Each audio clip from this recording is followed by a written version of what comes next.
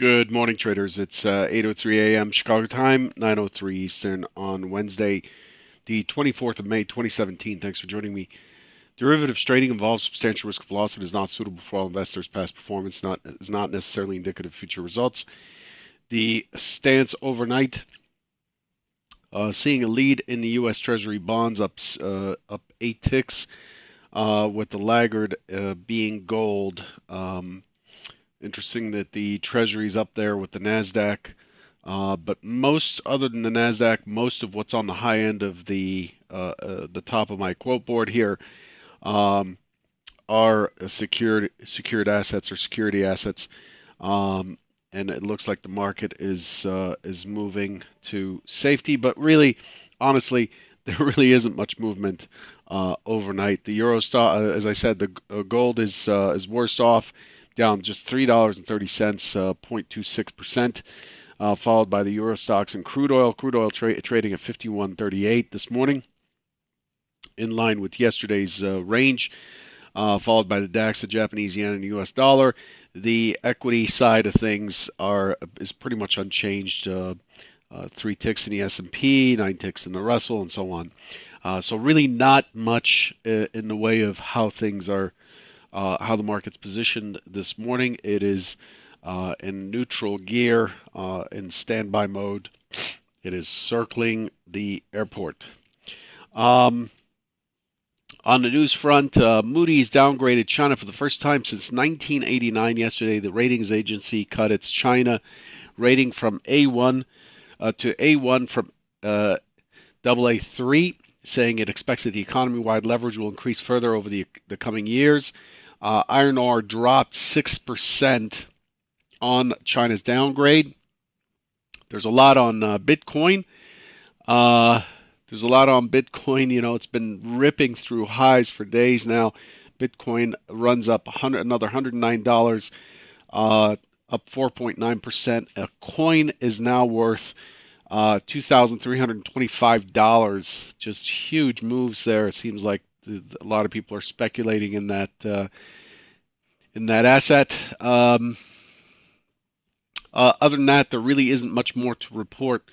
As far as what we're expecting today, looking for this morning, we're looking at 9 a.m. Eastern, the U.S. FHFA House Price Index month on month for March, expecting 0.5%, prior 0.8. House Price Purchase Index Q on Q is coming out at the same time. At, that should have come out already. At 10 a.m. Eastern, looking for U.S. existing home sales for April, 5.65. We also get the Bank of Canada rate decision, expecting to hold at 0.5%. At 10:30, we get DOE U.S. gas crude oil inventories. The expectation there is a draw of 2 million barrels. For distillates, expecting a draw of 985,000, and gasoline is expecting a draw of 750,000. For speakers, and then at 2 o'clock today, we get the FOMC meeting minutes, which could move us around a little bit if there are surprises in there. We had ECB's Draghi speak at 8:45 this morning. That was about 20 minutes ago. He started. He's in Madrid. And then we get Fed Speaker Kaplan after the market at 6 p.m. Eastern, and Fed Speaker Kashkari at 6:30 Eastern. So that's what's on deck today. So 10 o'clock, 10:30, and 2 o'clock are the economic figures that we need to pay attention to coming into the day. Let's take a look at our. Oh shoot! Looks like I inadvertently closed yesterday's. I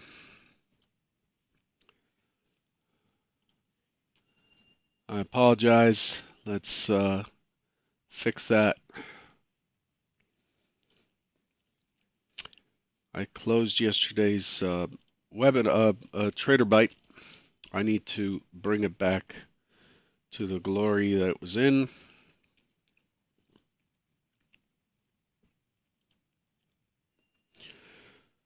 Of course, this is not yesterday's.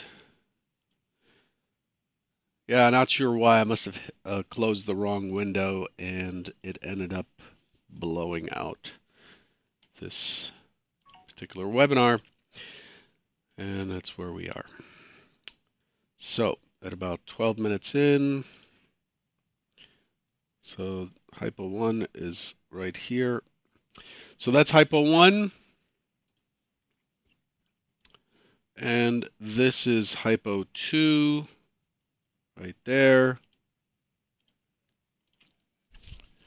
Okay, those are the two hypos. The primary hypo is expected to be a test up with a push down into the prior point of control to test the prior day's test down to the prior day's value low, and um, and then bounce back up. The secondary hypothesis is an initial move down or an open auction move down, and then the main move is up, as I show with this arrow, for potential tackle at 2400. And if it does, then it's likely to push through. We have a lot of volume at 23.9850, as I had indicated yesterday, from back here and back here, overlaying each other. So expected it to be tangled there for the afternoon. And what happened yesterday was basically hypo 2, a, a drop. It's a combination again, an initial test of the prior day's high, back to the open, drop into the point of control, and then walked itself back up. It pushes all the way up to 99.50. Remember, we said it would be tangled in that area, and it just never got that push above the 2400 into the close. Hypo 2 was in play yesterday. Not again another quiet day. The rally was was mostly sideways. The VIX, the CBOE VIX is showing 10.62 yesterday. We're back to where we were prior to that drop. Here's a chart of the VIX here. Here's what the VIX has looked like. So on Wednesday we gapped higher, we gapped lower on the index, we gapped higher on the VIX, and then basically by Friday we had taken a lot of that back, and we are back in line with where we were when this whole thing started right here. So it's back to the upward grind towards new highs again. We're back in that mode. The volume yesterday was pretty low. The volume yesterday was around 800,000 or so, 804,000. The day before that, 938,000. And then compared to Friday, where where the volume was 1.42 million, the normal volume is 1.09 right now. Is what we would consider to be inside of the normal range, 1.09, or the most common volume. The 804 still well within the first standard deviation of volume, but on the low side. So not much to report here. It's just dead, dead as can be. The range is also very small. We didn't cover very much yesterday. 2392, we had a range extension up to 2399.50. So yesterday, all in all, we got 7.5 points. So I would say caution to those who are taking short positions and again are arguing that the market is in a bubble and it's frothy and it's got to go down and it must go down. Chances are you're going to pay the price. The market's going to make you pay the price here. We're only a stone's throw away from all-time highs of 2404.50. The overnight session did not show any glory whatsoever. Another ugly profile. Look at this thing. It's only a mother could love a profile that looks like that. And so we have a weak high on the overnight session. We have compression right at the top. We have only 108,000 contracts traded in the overnight session. That's pretty light. That's about 30,000 or so, 30, 35,000 contracts lighter than normal. And it's just sat sideways on the Asian session and then kicked up on the buy side in the European session has been sitting sideways since then. So we have basically a very weak high above the mid, right at the point of control. right at the point of control, and to me, this is consolidating for another push up. So again, I'm going to play the same thing as we had yesterday. Remember, yesterday we had a push up on the European session right there. Man, I can't draw arrows. Just like it is there, then we have a consolidation against the high, just like we have here. And overall, we expect some responsive selling on the open, but overall, the theme here is for it to go higher. Okay. So this morning's hypotheses, I'm looking for, we're opening in range in value. I'm looking for a test of the point of control responsive. I'm looking for it to consolidate and then for us to start pushing that 2400. I expect us to dilly around for a little bit and then potentially push higher into the close later. That's hypo 1.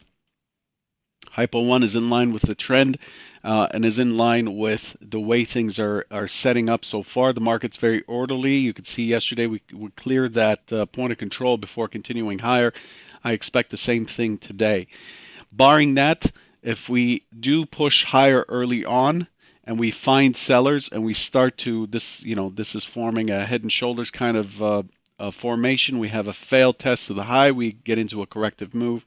Then I'm looking for the point of control, a bounce up to the value high again, and then a potential test to the low side, and then into the close back into the middle. This is highly unlikely. Hypo 2, hypo 1 is where I'm willing to bet early on this morning. That doesn't mean that you should get long right off the get-go. It's just the way things are shaping up right now.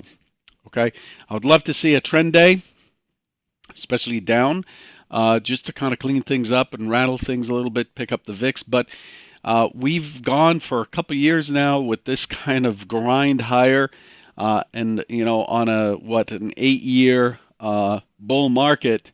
And we're shoving through, we keep shoving through. I see no reason here for the market to take a strong position to the downside and liquidate.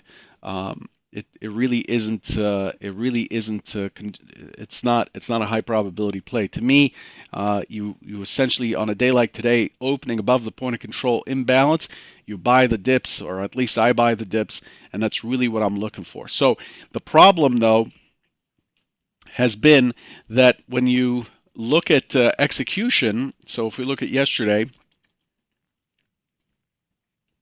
when you look at execution, if we bring in yesterday's action here, so it's just noise. So if we look at yesterday, I had to restart this so I don't have all the data. Actually, I do. It starts at 8:30. This resets. I have my book map reset at 8:30. And when I'm looking at what areas to lean against, I'm finding that you have an area like this where it peaks out and pulls back. Once we push through, we get a small support bid in that area. And those are really the only thing I'm having to lean against. I'm finding to lean against to help the long bias. So what we've been doing is pushing through. You see this collision here, push through. This is it's getting wider. The offer is getting wider. This is a serious offer. We have a collision, push through. You got to wait for it to push to the other side, pull back to that level. In this case, it took about a tick of heat, and then wait for the next move up. It's been very, very, very slow, and it's just the nature of the market. It feels like summer, but that's the way it is. Another example right here, pushes down. You can see that the size is coming in on the way down. Collision right there, pushes all the way through, pulls back, short, less a tick, and then you get the continuation move. And those are really the opportunities I'm having to dig for. It's kind of like finding a needle in a haystack a little bit. Since I don't swing trade or anything, I'm having to look at shorter time frames and look to pull risk off more quickly, which is not great for the risk that I'm taking. But that's really how things are shaping up on a minute level. So this morning I'm going to look for the same thing. I'm going to look for the market to respond, to be responsive, sell off a little bit. I'm looking for a consolidation. I'm looking for a collision, the market to rotate higher, and then on the pullback, look for the long, take some size off in the 6 to 8 tick range just to mitigate risk, and then wait for the rest to run. And by run, I mean probably 4 points from the low to the high early on. The market has been pretty dead in the first hour lately. So that's you have to adjust as a trader. You have to adjust to what the market's giving you. It makes no sense to go for 15-point moves in a 7.5 point range, right? So you just adjust or you don't trade because it doesn't fit your plan. In any case, mind your risk, be careful. Good luck today, and I'll catch you tomorrow. Take care.